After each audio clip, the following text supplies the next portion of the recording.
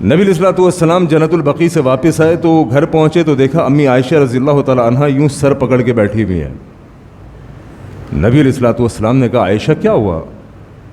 کہ اللہ کے نبی صلی اللہ علیہ وسلم میرے سر میں بہت درد ہو رہا ہے۔ نبی علیہ الصلوۃ والسلام نے فرمایا عائشہ اللہ کی قسم میرے بھی سر میں بہت درد ہو رہا ہے۔ یہ نبی علیہ الصلوۃ والسلام کی بیماری کی ابتدا تھی جو سر کے درد سے شروع ہوئی۔ نبی علیہ الصلوۃ والسلام کی بیماری کی ابتدا سر کے درد سے شروع ہوئی۔ کہ عائشہ ایسا نہ کہو بلکہ مجھ محمد صلی اللہ علیہ وسلم میرے سر میں بھی بہت درد ہو رہا ہے۔ بہرحال اس کے بعد احادیث میں ملتا ہے، تاریخ میں ملتا ہے کہ اللہ کے نبی علیہ الصلوۃ والسلام کو تیز ترین بخار رہنے لگا۔ انتقال سے پہلے آخری دنوں میں نبی علیہ الصلوۃ والسلام کو تیز ترین بخار رہنے لگا۔ انہی بخار کے دنوں میں ایک دن اللہ کے نبی صلی اللہ علیہ وسلم کی باری تھی اپنی بیوی میمونہ رضی اللہ تعالی عنہا کے پاس، کیونکہ نبی علیہ الصلوۃ والسلام کی ایک سے زائد شادیاں تھیں، ایک سے زائد بیویاں تھیں۔ آخری دنوں کے اندر نبی علیہ الصلوۃ والسلام بخار کی شدت میں ہے اور باری کس کی ہے؟ میمونہ رضی اللہ تعالیٰ عنہ کی۔ ساری بیویاں پہنچی ہوئی ہیں اللہ کے نبی علیہ الصلوۃ والسلام کے پاس، قریب ہیں نبی علیہ الصلوۃ والسلام کی عیادت کے لیے۔ بخار کی شدت بہت زیادہ ہے۔ اب ساری بیویوں کی موجودگی میں اللہ کے نبی علیہ الصلوۃ والسلام ایک سوال پوچھتے ہیں کہ آج میری باری کس بیوی کے گھر پہ ہے؟ اور یہ سوال بارہا پوچھ رہے ہیں، آج میری باری کس بیوی کے گھر پہ ہے؟ تمام کی تمام بیویاں موجود تھیں، وہ اس بات کو سمجھ گئیں، کہ اللہ کے نبی علیہ الصلوۃ والسلام کا اشارہ ہے پوچھنے کا کہ عائشہ کی باری کب ہے یہ بتاؤ رضی اللہ تعالیٰ عنہ۔ نبی علیہ الصلوۃ والسلام کی چونکہ ایک سے زائد بیوی اور محبت سب سے، لیکن اللہ کے نبی علیہ الصلوۃ والسلام اللہ کو فرماتے اللہ میں کیا کروں، اس دل پہ میرا اختیار نہیں کہ اس دل میں عائشہ بستی ہیں۔ دلوں پہ اختیار نہیں ہوتا نا۔ دیکھیں آپ میں سے تو بہت کم لوگوں کی ایک سے زائد بیویاں ہوں گی، کیونکہ ہمارے معاشرے میں تو ایک سے زائد شادی کے کلچر کو پسند ہی کوئی نہیں کرتا، لیکن نبی علیہ الصلوۃ والسلام اور نبی کے ماننے والے صحابہ ان کی ایک سے زائد بیویاں تھیں۔ اور بیماری کے دنوں میں اللہ کے نبی صلی اللہ علیہ وسلم آخری دنوں میں، بیماری کے دنوں میں پوچھ رہے ہیں کہ میری باری کس بیوی کے گھر پہ ہے، یعنی اشارہ ہے عائشہ کی باری کب آئے گی رضی اللہ تعالیٰ عنہ۔ مسئلہ یہ ہوتا ہے، آپ یوں سمجھ لیجئے آپ کے 4-5 بیٹے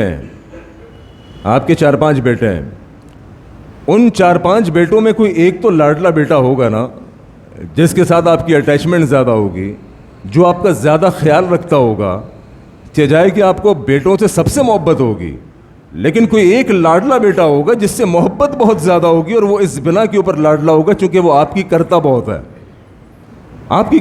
ہے۔ جس مرد کی ایک سے زائد بیویاں ہوتی ہیں، ان بیویوں کے اندر مرد کا خود بخود یہ معاملہ ہوتا ہے کہ وہ اس بیوی کے پاس اس کا دل لگتا ہے زیادہ جو اس کا دل لگانے والی ہو، اس کا دل لبھانے والی ہو، اس کی خدمت کرنے والی ہو۔ محبت سب سے ہوتی ہے۔ اور میں تو کہتا ہوں جو ایک بیوی کے بعد دوسری شادی کرتا ہے، اگر وہ حقوق میں برابری نہیں کر سکتا تو اسے کرنے کی بھی پھر کوئی ضرورت نہیں، لیکن حقوق میں برابری کے باوجود بندے کا دل پہ اختیار نہیں ہوتا، یہ بات یاد رکھیے گا۔ اللہ کے نبی صلی اللہ علیہ وسلم فرمانے اللہ حقوق سب کے برابری سے ادا کرتا ہوں، سب کچھ برابری سے ادا کر، لیکن اس دل پہ میرا اختیار نہیں کہ اس دل میں عائشہ بستی ہیں۔ محبت ہوتی ہے انسان کو کسی ایک سے بہت زیادہ ہوتی ہے، اٹیچمنٹ ہوتی ہے۔ نبی علیہ الصلوۃ والسلام کی اٹیچمنٹ امی عائشہ رضی اللہ تعالیٰ عنہ سے بے انتہا۔ اب تمام بیویاں موجود، تمام بیویوں کی موجودگی میں نبی علیہ الصلوۃ والسلام بار بار پوچھ رہے ہیں یہ بتاؤ کہ عائشہ کی باری کب آئے گی رضی اللہ تعالیٰ عنہ، آج میری باری کس بیوی کے گھر پہ ہے؟ سب سمجھ گئیں کہ اشارہ عائشہ کی طرف ہے۔ تمام بیویوں نے محبت کرنے والی تھی نا، اپنے شوہر سے وفادار تھیں، اور شوہر جہاں آرام محسوس کرے تو ایک سے زائد جس کی بیویاں ان کو چاہیے کہ اپنے شوہر کی آرام کا بھی خیال کرے، وہاں پہ یہ نہ کرے بیچارہ بخار کی حالت میں پھونک رہا ہے 103 بخار میں، اور وہاں سے اس کے گھر سے اس کو کھینچ کے لے آ رہی ہیں کہ نہیں آج میرے گھر پہ تیری باری ہے، زیادتی ہو جائے گی۔ یہ تو وہ ایک کلپ میں دیکھ رہا تھا، 2 بیویاں تھیں، اب وہ بیچارہ 2 بیوی والا شخص پریشان، ایک بیوی نے ایک ٹانگ پکڑ لی، دوسری نے دوسری ٹانگ پکڑ لی، ایک ٹانگ دبا رہی ہے، دوسری ٹانگ دبا رہی ہے۔ اب وہ ایک بیوی جو ہے وہ چونکہ سوکناپا ہے نا, سوکناپا ٹسل ہوتی ہے. ایک بیوی میکے جانے لگی, اپنے شوہر کو بول کے کہ میں میکے جا رہی ہوں, تو اپنی سوکن کو بولا کہ جو میری لات ہے, میری ٹانگ ہے, اس کی طرف دیکھنا بھی نہیں, اس کی حفاظت کرنا. اب وہ سوکناپے میں جلی ہوئی عورت, اس نے کہا کہ اچھا یہ لات تو حالانکہ شوہر کی لات ہے, اب تیرے شوہر کی ٹانگ ہے.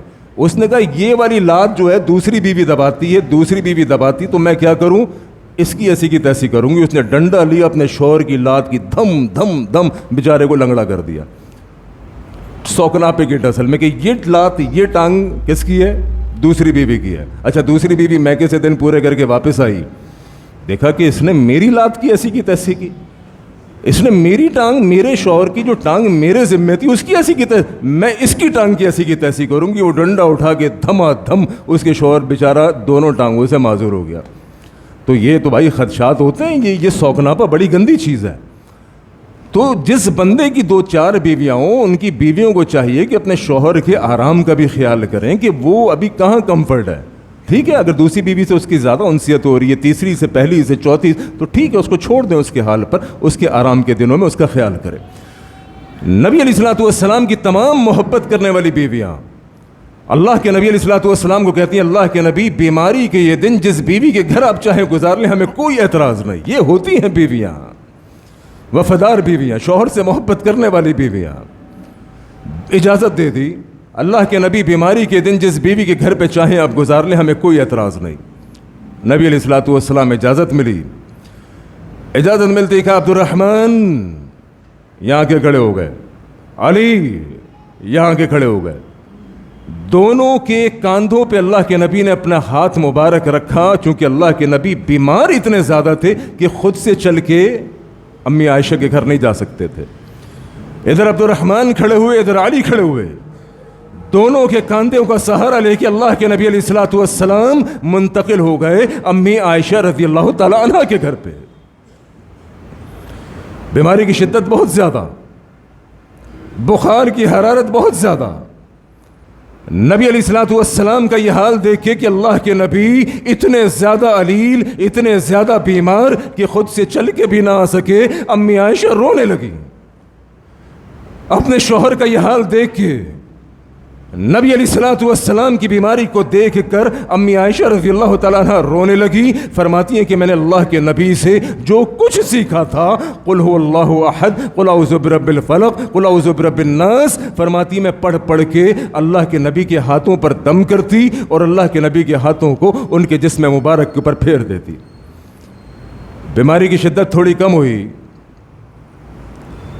اور میں انتہائی اختصار سے لے کے چل رہا ہوں آپ کو, بہت تیزی کے ساتھ, چونکہ وقت ہمارے پاس بالکل اختتام پر ہے. شاید 5 منٹ اگر آپ کے اضافی لے لوں تو ممکن ہے, لے سکتا ہوں انشاءاللہ, 5 منٹ, اس سے زیادہ نہیں انشاءاللہ. آخری دن, اختتامی وقت, نبی علیہ الصلوۃ والسلام کے انتقال سے پہلے کے چند لمحات. طبیعت میں کچھ بہتری ہوئی, بخار کی شدت کم ہوئی. اللہ کے نبی علیہ الصلوۃ والسلام مسجد پہنچے, ممبر پر کھڑے ہوئے. ممبر پر کھڑے ہو کر نبی علیہ الصلوۃ والسلام نے انتقال سے کچھ دن پہلے ایک خطبہ دیا. تمام کے تمام صحابہ اکرام موجود ہیں. نبی علیہ الصلوۃ والسلام فرماتے ہیں کہ لوگوں, تم میں ایک شخص ہے کہ جسے اللہ رب العالمین نے اختیار دیا ہے, چاہے تو دنیا کی زیب و زینت میں سے جو چاہے لے لے, چاہے تو آخرت میں اپنا حصہ لے لے. میرے نبی انتقال سے کچھ لمحات پہلے خطاب کر رہے ہیں لوگوں سے, اور خطاب کے دوران ایک اشارہ دے رہے ہیں کہ لوگوں, ایک شخص ہے کہ جسے اللہ رب العالمین نے یہ اختیار دیا ہے, چاہے تو دنیا کی زیب و زینت میں سے جو چاہے لے لے, اور چاہے تو آخرت میں اپنا حصہ لے لے. لوگوں, اس شخص نے دنیا کو ٹھکرا کے آخرت میں اپنا حصہ لے لیا. مجمع میں سارے ہی موجود تھے, بڑے بڑے کبار صحابہ موجود تھے, لیکن ابو بکر صدیق رضی اللہ تعالیٰ عنہ نبی علیہ الصلوۃ والسلام کی یہ بات سن کر زارو قطار رونے لگے, زارو قطار رونے لگے. کسی نے کہا کہ ابو بکر کو کیا ہوا؟ ارے اللہ کے نبی تو کہہ رہے ہیں کہ ایک شخص ہے کہ جسے اللہ نے اختیار دیا کہ دنیا کی زیب و زینت میں سے جو چاہے لے لے, چاہے تو آخرت میں اپنا حصہ لے لے. یہ ابو بکر کو کیا ہوا, یہ کیوں رو رہا ہے؟ اس حدیث کے راوی ابو سعید خدری رضی اللہ تعالیٰ عنہ فرماتے ہیں کہ جس دن اللہ کے نبی کا انتقال ہوا اس دن ہمیں معلوم چلا کہ ہم میں سب سے زیادہ دانشور، سب سے زیادہ سمجھدار اگر کوئی ہے تو ابو بکر، جو اس دن اللہ کے نبی کی بات کو سمجھ گیا کہ اللہ کے نبی اپنے دنیا سے جانے کی بات کر رہے ہیں، کہ لوگوں میرا وقت قریب آ چکا ہے، مجھ سے دین کے مسئلے سیکھ لو، مجھ سے دین کے مسائل سیکھ لو، میں محمد صلی اللہ علیہ وسلم مجھے محسوس ایسا ہوتا ہے کہ اس دنیا سے جانے کا وقت قریب آ چکا ہے۔ انتقال سے کچھ دن پہلے اللہ کے نبی علیہ الصلوۃ والسلام کو بخار کی شدت ہوتی ہے۔ بخار کی شدت میں اللہ کے نبی علیہ الصلوۃ والسلام اپنی امت کو ایک وصیت کرتے ہیں، ایک نصیحت کرتے ہیں، اور میں کہتا ہوں کہ یارو اگر اللہ کے نبی کی یہ نصیحت اور یہ وصیت جو اللہ کے نبی نے بیماری کے دنوں میں انتقال سے کچھ دن پہلے کی، اگر اس امت کو سمجھ آ گئی، اللہ کی قسم مسئلے ختم ہو جائیں گے۔ اگر یہ نصیحت، یہ وصیت اس امت کو سمجھ آ گئی تو فرقہ واریت ختم ہو جائے گی، آپسی جھگڑے ختم ہو جائیں گے، تو صحیح میں غلط، یہ فلسفہ ختم ہو جائے گا۔ موطا امام مالک کے اندر یہ حدیث موجود ہے۔ انتقال سے کچھ لمحات پہلے اللہ کے نبی علیہ الصلوۃ والسلام نے کہا ترکت فیکم امرین، لوگوں میں اپنے بعد تمہارے درمیان دو چیزیں چھوڑ کر جا رہا ہوں۔ کون کہہ رہا ہے؟ اللہ کے نبی۔ کس سے کہہ رہے ہیں؟ اپنی امت سے۔ لوگوں میں اپنے بعد تمہارے درمیان دو چیزیں چھوڑ کر جا رہا ہوں، لن تضلوا، اور گارنٹی دے رہے ہیں اللہ کے نبی کہ تم کبھی بھی گمراہ نہیں ہوگے۔ گارنٹر بھی کون ہے کہ یارو سوچئے گا، گارنٹر وہ ہے کہ جس کی زبان کے اوپر اللہ رب العالمین نے وحی کا پہرا بٹھایا ہوا ہے۔ وما ينطق عن الهوى ان هو الا وحی یوحی، اللہ کی قسم گارنٹر وہ ہے کہ جس کی زبان سے وحی کے پھول جھڑا کرتے ہیں، گارنٹر وہ ہے کہ جس کی زبان سے نبوت سے پہلے بھی کسی نے کوئی جھوٹ نہیں سنا، گارنٹر وہ ہے کہ نبوت سے پہلے بھی پورے مکہ والے جسے صادق اور امین کہتے تھے، وہ نبی گارنٹی دے رہا ہے کہ لوگوں میں اپنے بعد تمہارے درمیان دو چیزیں چھوڑ کر جا رہا ہوں، لن تضلوا، تم کبھی بھی گمراہ نہیں ہوگے، ما تمسکتم بہما کتاب اللہ و سنتی، تمسک کہتے ہیں چمٹ جانے کو، کہا جب تک تم چمٹے رہو گے قرآن اور حدیث سے تمہیں کوئی گمراہ نہیں کر پائے گا، کوئی گمراہ نہیں کر پائے گا۔ اچھا اب اس کو الٹ کر اگر ہم سمجھنے کی کوشش کریں کہ قرآن اور حدیث کو چھوڑ دو گے پھر تم گمراہ ہو جاؤ گے، گمراہی سے نکلنے کا ایک ہی طریقہ ہے، دوسرا کوئی نہیں۔ گمراہی سے نکلنے کا ایک طریقہ وہ کیا کہ کتاب اللہ کو، سنت رسول اللہ کو، اللہ کی بات، رسول اللہ کی بات، تیسری کوئی نہیں۔ قرآن نے بھی یہی حل بیان کیا نا، فَإِن تَنَازَعْتُمْ بِشَيْءٍ فَرَدُّوهُ إِلَى اللَّهِ وَرَسُولِهِ، اللہ اور اس کے رسول کی بات میں کبھی گمراہی نہیں ہو سکتی۔ کس نے کہا؟ اللہ نے کہا، کس نے کہا؟ رسول اللہ نے کہا۔ کبھی لڑائی ہوگی نہیں، جھگڑا ہوگا ہی نہیں۔ جھگڑا تب ہوگا، گمراہی تب ہوگی میرے مولوی نے کہا، تیرے مولوی نے کہا، میرے پیر نے کہا، میرے امام نے کہا، مسئلہ تب خراب ہوگا جب دلیل کے طور پر ریفرنس کے لیے میں اپنے امام کی بات لاؤں گا، آپ اپنے امام کی بات لائیں گے، اور جھگڑا تب ہوگا جب میں کہوں گا میں فلاں مسلک کا ماننے والا، آپ کہیں گے میں فلاں مسلک کا ماننے والا۔ جھگڑوں کو ختم کرنا چاہتے ہو یارو، ایک ہی حل ہے، اور وہ حل میرا نبی آخری دنوں میں دے کر چلا گیا کہ لوگوں قرآن اور حدیث کو مضبوطی سے تھام لو، تمہیں کبھی کوئی گمراہ نہیں کر پائے گا۔ دیکھو نا، جس بندے کے لیے ریفرنس اللہ کے نبی ہو، جس بندے کے لیے ریفرنس قرآن ہو، مولوی کے پاس جائیے، فَاسْأَلُوا أَهْلَ الذِّكْرِ إِن كُنتُمْ لَا تَعْلَمُونَ، پوچھنے کا حکم اللہ نے دیا ہے۔ اہل علم کا مرتبہ مقام بہت بڑا ہے، لیکن اس کے باوجود اہل علم سے، علماء کرام سے دلیل کی بنیاد پر پوچھا جائے گا تو جھگڑا نہیں ہوگا۔ آپ مولوی سے جا کر پوچھیں، مولوی اپنی رائے دے دے کہ جناب یوں کر لو یوں کر لو، آپ خاموشی سے اندھی تقلید کرتے ہوئے اڑ کے چلے جائیں، یہ اندھی تقلید کی روش اسلام نے پسند ہی کوئی نہیں کی۔ اسلام نے کہا کہ مولوی سے جا کے دلیل کی بنیاد پر پوچھو، تم ہمیں کہتے ہو ایسا کرو، بھائی کیوں کرو؟ یہ دن مناؤ، فلاں دن سیلیبریٹ کرو، بڑا ثواب ملے گا۔ وہ اللہ کی قسم ہے، یہ ثواب بتانے والا کون ہے؟ 12 ربیع الاول جھنڈے لگاؤ، خوشیاں مناؤ، ٹھیک ہے، ہم آپ کی بات مان لیتے ہیں، ریفرنس دے دیجئے، دلیل دے دیجئے، اور دلیل اللہ کی قسم دو ہی ہوں گی، تیسری کوئی نہیں۔ دلیل دو ہی ہو سکتی ہیں، تیسری کوئی نہیں۔ ایک اللہ کا قرآن، دوسرا مصطفیٰ کا فرمان، تیسری کوئی نہیں۔ آپ بتائیے کہ کہاں پہ لکھا ہے؟ میں نے کل ایک بیان میں کہا، میں نے کہا ٹھیک ہے، آپ گلیاں سجاتے ہیں، روشن کرتے ہیں، آپ کی جیب میں تو اتنے پیسے نہیں کہ آپ اپنی مسجد کو روشن کر سکے۔ اپنی مسجد کو روشن کرنے کے لیے، اپنی مسجد پر لائٹنگ لگانے کے لیے بھی آپ کو چندے کی ضرورت ہے۔ مسجد سے اعلان ہو رہا ہوتا ہے، چندے کی اپیل ہو رہی ہوتی ہے، کس لیے کہ روشنی کرنی ہے، چراغاں کرنا ہے۔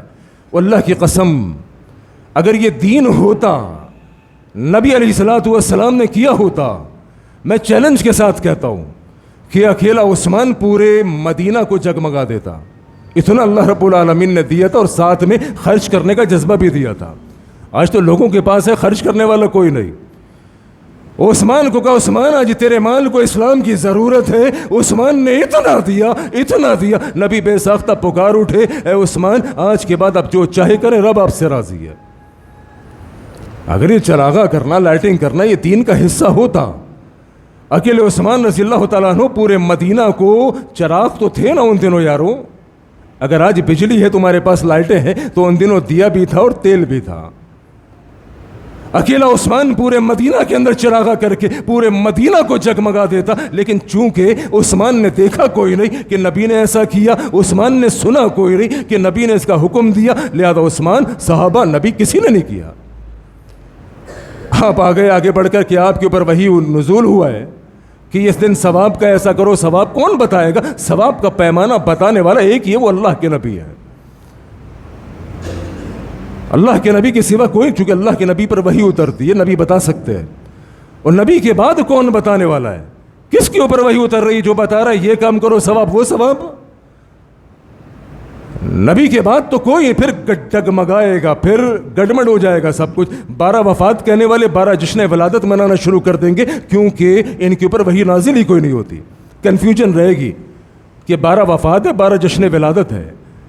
میرے بزرگ بیٹھے ہوئے سفید داڑھی والے، پوچھئے ان سے آپ کہ اس دن کو 12 ربیع الاول کو جیسے جشن ولادت کے نام پر سیلیبریٹ کیا جا رہا ہے، ہیپی برتھ ڈے کہتے ہیں نا، برتھ ڈے، جنم دن منایا جا رہا ہے، برتھ ڈے سیلیبریٹ کی جا رہی ہے، جشن ولادت منایا جا رہا ہے۔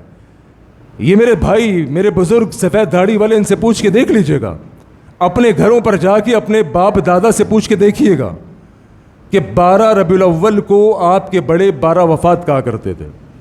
یہ 12 وفات سے جشن ولادت کا سفر اسی وجہ سے تو ہوا کہ نبی بتانے والا کوئی نہیں، نبی نے دن سیلیبریٹ نہیں کیا، نبی نے بتایا کوئی نہیں۔ بعد والوں میں جناب کسی نے وفات، کسی نے ولادت، اختلاف جو چاہے کرو۔ اب یہ ایک بڑا خود الگ ٹاپک ہے، بدعت کے حوالے سے کبھی موقع ملا تو بتاؤں گا۔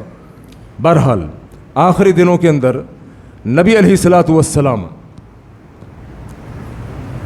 ایک اور وصیت فرماتے ہیں، سانس پھول رہا ہے، نبی علیہ الصلوۃ والسلام بستر پر لیٹے ہوئے ہیں، آخری دن ہے، بالکل قریب، چادر کا بھی اپنے منہ پر لیتے ہیں، کبھی منہ سے ہٹا دیتے ہیں، اور ایک بد دعا کرتے ہیں۔ بد دعا معلوم کس کے لیے؟ بد دعا کریں اللہ کے نبی، اللہ کی قسم نبی جس کے لیے بد دعا کرتے اس کی تو زندگی تباہ ہو جائے گی۔ نبی علیہ الصلوۃ والسلام بد دعا فرما رہے ہیں، یا اللہ برباد کر، تباہ کر یہود و نصارہ کو کہ جنہوں نے اپنے انبیاء کے جانے کے بعد ان کی قبروں کو سجدہ گاہ بنا دیا۔ اللہ اکبر۔ آج مسلمان کا کیا حال ہے؟ جا کے دیکھیے قبروں پہ۔ اب تو کوئی ایسی چیز نہیں ہے جو ڈھکی چھپی ہے، پہلے ہم بتاتے تھے لوگوں کو یقین کوئی نہیں، اب تو سوشل میڈیا ہے۔ مسلمان کلمہ پڑھنے والا، نام کیا؟ عبداللہ عبد الرحمن، قبروں پہ جا کے سجدے کر رہا ہے۔ مسلمان قبروں پہ جا کے سجدے کر رہا ہے، اللہ کی قسم یہ آج مسلمان کے ایمان کا حال ہو گیا۔ اور ان کا نبی کیا کہہ رہا ہے؟ ان کا نبی کہہ رہا ہے کہ یارو، اللہ کے نبی فرما رہے ہیں کہ جس نے قبر پہ سجدہ کیا، اللہ کے نبی بد دعا دے رہے ہیں، اللہ اسے ہلاک اور برباد کرے۔ حال ہی نے ایک نقشہ کھینچا ہے چھوٹے سے اشعار ہے، کرے گر خیر بت کی پوجا تو کافر، کرے گر خیر بت کی پوجا تو کافر، جو ٹھہرائے بیٹا خدا کا تو کافر، کہے آگ کو اپنا قبلہ تو کافر، کواکب میں مانے کرشمہ تو کافر، مگر مومنوں پر کشادہ ہے راہیں، پرستش کریں شوق سے جس کی چاہیں، نبی کو جو چاہے خدا کر دکھائیں، اماموں کا رتبہ نبی سے بڑھائیں، مزاروں پہ جا جا کے نظریں چڑھائیں، شہیدوں سے جا جا کے مانگے دعائیں، نہ توحید میں کچھ خلل اس سے آئے، نہ دین بگڑے نہ ایمان جائے، کیونکہ آپ مسلمان، آپ جو چاہیں کریں۔ وہ منموہن وہ کافر، وہ بھگوان کے آگے جھکے وہ کافر، تو کلمہ پڑھنے والا مسلمان، تو قبروں پہ سجدہ کرے تو مسلمان، یہ کون سی توحید ہے، کون سا اسلام ہے؟ اللہ کریم مجھے آپ کو صحیح دین کی سمجھ عطا فرمائے۔ اللہ کریم نبی علیہ الصلوۃ والسلام کی خوبصورت اور پیاری وصیتوں پر مجھے آپ کو عمل کی توفیق عطا فرمائے۔ وآخر دعوانا ان الحمد للہ رب العالمین۔